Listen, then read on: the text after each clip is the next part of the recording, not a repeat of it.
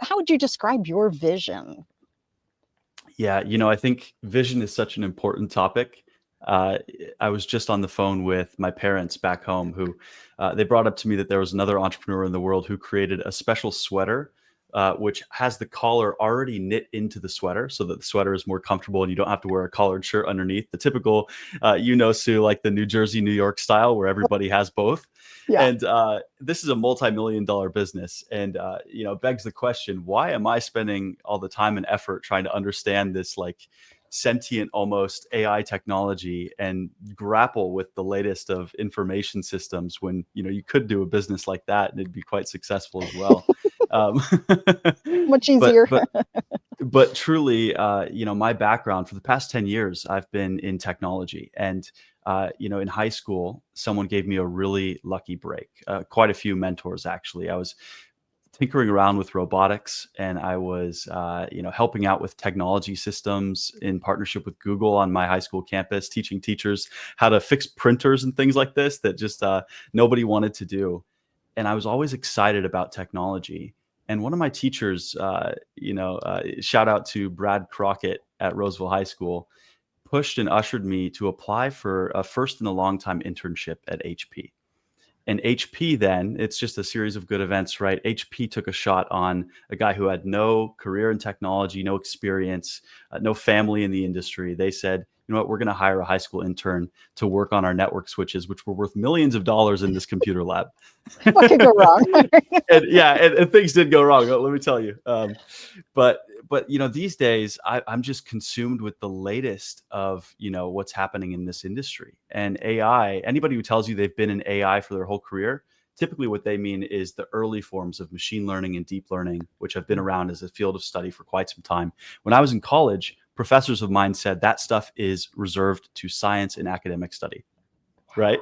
Too far out, right? Wow. Wow. Um, but now, things have quickly progressed to the point where even folks like myself, who perhaps were studying AI in college as a means of future understanding what might happen one day, we're finding that we can actually apply these tools that have been trained in hundreds of millions of dollars worth of compute time. We can now apply them for pennies on the dollar to business problems that are real today. It's beautiful. It's really exciting stuff. And so that's why I'm all in. And I think a lot of folks should be too on their business. Let me ask you this. What's your goal for being on, the Vision Pros show? Yeah, that's a fantastic question. You've got like a logo of the water project up above. It strikes me that you guys are doing something which is impact focused, and that vision, as broad of a topic as it might seem, sort of is the core of all of it, right? What are you focusing in on in the world, and what do you want to make better with your sort of fleeting life that we have here on Earth? And I think it's important. It's important to have these conversations and to give people a space to discuss them. And I'm just grateful for the opportunity to discuss with you as well. That's so cool. All right. Looking at, we heard about your vision. What's the Right. why behind this? Yeah. Yeah. That's a tremendous question. So I spent the past 5 years in big consulting, Fortune 500s in New York City, helping, CXOs, chief information officers, CTOs, CEOs, helping them understand emerging technologies, which weren't always just AI, right? It was sort of a grab bag of what are the things coming in 3 to 5 years time that we need to make sure to place strategic bets on today so that we don't get left behind. And these are important considerations. And I think I learned a great deal about just how relevant some of these things can be at the enterprise level. But then I saw, in comparison to the millions that these enterprises have to spend on staying relevant as technology adapts, a lot of small and medium-sized businesses, I think by comparison, are left behind by these new waves of technology and innovation. AI is without a doubt like the biggest innovation that we've seen in a tremendously long time. I don't want to make hyperbole here, but I think it's safe to say that it's akin to electricity. It's perhaps bigger than the internet, depending on how quickly things get adopted and rapidly change here in the next 2 to 5 years. And I think we need to focus in on finding ways to apply this technology to business problems where it counts, and for human flourishing to be a key part of that. And so for me, my why is to help in that process and hopefully bring some friends along for the ride and build a really incredible team. And we get to solve the fun problems in the world and help people where it counts. What would you say is the story behind your why? Hmm. That's when somebody asks you why twice, it certainly causes you to pause and think. Yeah. I think the surface level why is an easy thing to answer. Every business has that nailed down. It's part of the mission statement and the vision statement. The deeper why, you know, I I think I'm motivated by a whole host of things.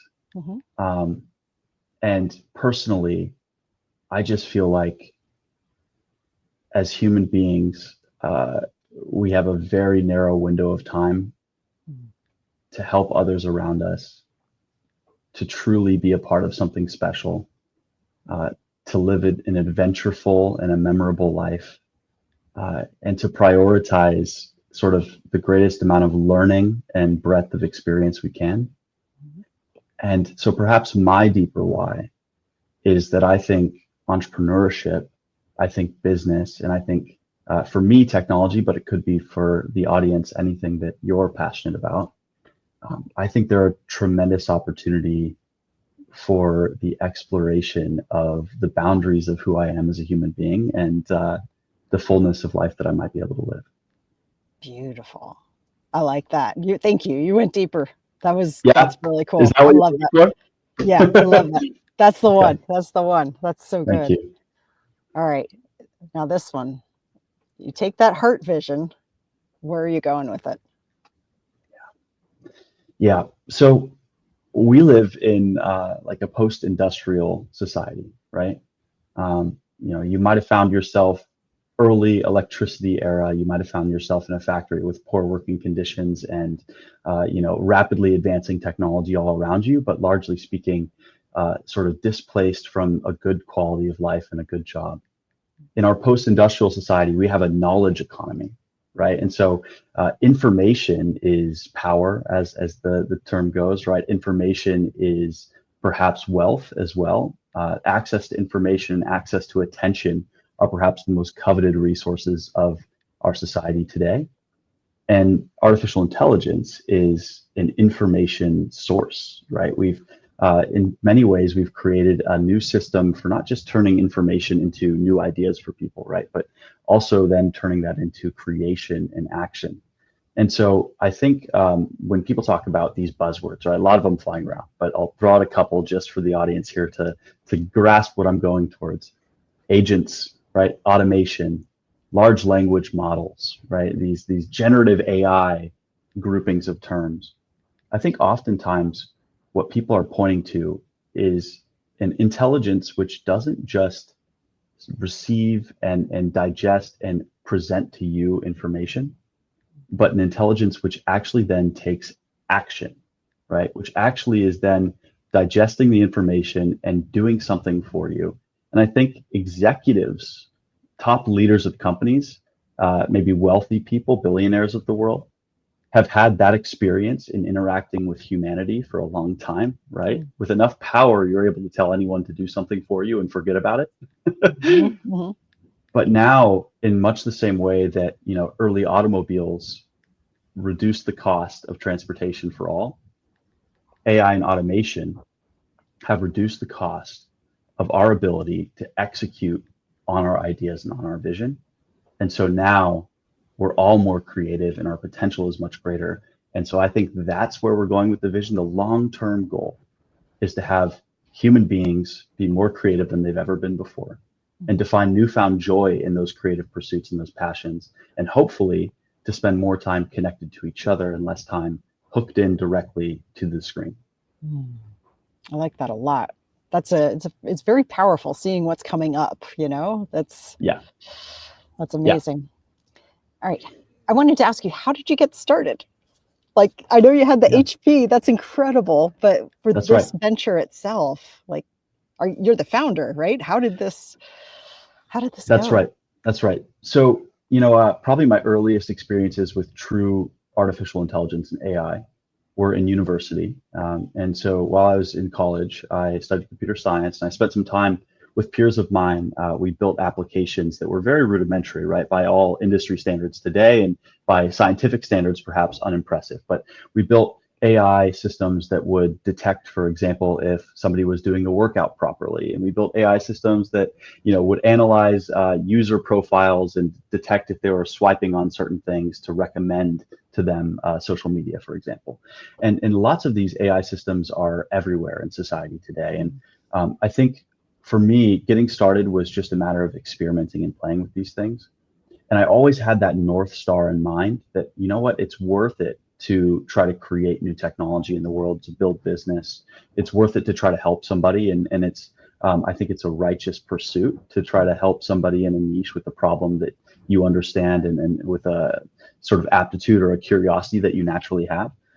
And so for me, getting started was a matter of experimenting. And then I was so fortunate that mentors came along, and, as I was along for this journey of learning and experimenting, for example, I was introduced to someone who is now an investor in my business today, early on in university. And we've known each other for over 10 years, right? It's like this early story of me watching him build a successful business, and his business absolutely flourishing today, right? And now he's become the mentor that's given me enough self-confidence and enough sort of a backing of understanding that now I feel ready to kind of jump out and do this thing on my own. But it's really just a litany of those experiences of testing the waters, and then having people along with me, encouraging me, saying, you can do this. This is something you can do. And you should absolutely go and pursue these opportunities. And you should continue to learn. And you should dabble in these things that you think may one day be this big enterprise. But you have to think long term, and really just start small wherever you are. Yeah. So you have an investor, which is really cool. It also adds a layer of extra responsibility in a sense, or, That's right. how has that gone for you? That's right. Yeah, it's nerve wracking, but I don't think that's, personally, I want to make sure that investment goes to good use. Personally, my mindset on business, and there's a lot of different founders who approach things differently. My mindset is to sort of bootstrap and remain profitable, right? Not to take too much risk, not to take too much leverage. Like, let's just build a business that works from the beginning. And if you can make a business work in, sort of the beginning stages where you don't need a lot of money for marketing anyways, and you don't have a large team, and everybody is sort of just figuring things out, then I'd imagine, and I'm not a seasoned enough entrepreneur to tell you if this works or not personally, but based off of what I've heard and studied, I'd imagine you can build a long-term, really successful business that doesn't need to have a $1 billion exit, right? You don't need to have 100 investors on your cap table, each of them more greedy for the next exit opportunity or the next multiple on your valuation. All of that raises the stakes on an entrepreneur almost having, all these other parties that are interested in different things. My motives, I want to be able to keep those in line with who I am as an entrepreneur and what I believe is worth doing in the world, especially in the case of AI, right? There's a lot of things that I might not actually want to spend my time building. And so, with the investor that I have, and with the relatively, reduced scope of the dream, we're able to solve these things well. That's great. One more. What does success look like for you? For the business, that's one thing, but the thing that's like, I want to go, deep on this. What are you going to look back and say, yes, this was successful? Success to me looks like 10 years from today, right? When AI has become this ubiquitous general intelligent technology, success to me looks like perhaps 10 to 100 really happy, customers that have fully adopted the new automation and intelligence in their business, have found newfound profitability, and have found a sort of renewed sense of enthusiasm for their industry and their careers as a result. There's this study out of Harvard recently. This guy, Ethan Mollick, out of Wharton, partnered up with some researchers at Harvard to do this study on whether teams are more productive with AI. And so they studied Procter & Gamble employees, 700 of them, over 700. And they found that, for example, comparing one individual without AI with 5 individuals without AI, right? The 5 will always perform better. comparing one individual with AI against the 5 without, the one individual gets pretty close. Mm. But then what happens when you compare the 5 without AI to the 5 with?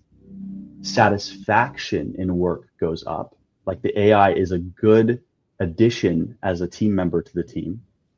And not only does satisfaction go up, but of course, you've seen the results almost naturally in your head here from all the other headlines throughout the years.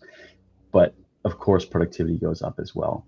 And so I think success is helping people along on that journey. And then honestly, I would just love to continue to build this culture and this environment where for the next 10, 20, 30 years of my career, I can do things like this at the intersection of automation, intelligence, information systems, and to do it well for clients and to not look back, right? To keep that career rolling and rolling smoothly for the next, decade.